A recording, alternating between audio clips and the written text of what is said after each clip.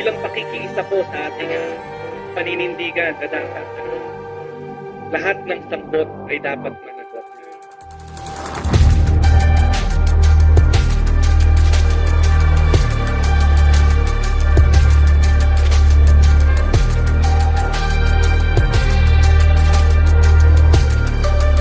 Dapat hamigin, kausapin, i-educate natin ang pinakamalawak na bilang ng mamamayang pagod at hirap na sa gantong sistema na naglulugmok sa atin sa kumunoy ng kahirapan.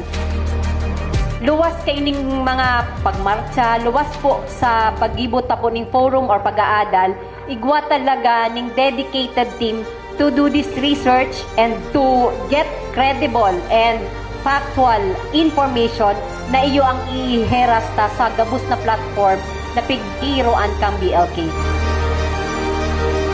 An pong mga tunay na mga Bicolano ang gut po sa korupsyon, ang mga tunay na Bicolano naglalaban po sa korupsyon.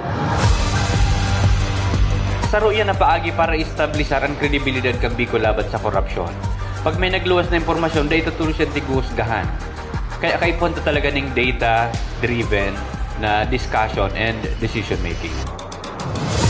Kaya dapat ngayon, itong BLK, yung AMAC, Bagong Alyansang Makabayan ay magkaisa upang ilantad yung totoong kalagayan ng mamamayan at kung bakit sobrang halaga ng protesta at ng sama-samang pagkilos ng mamamayan.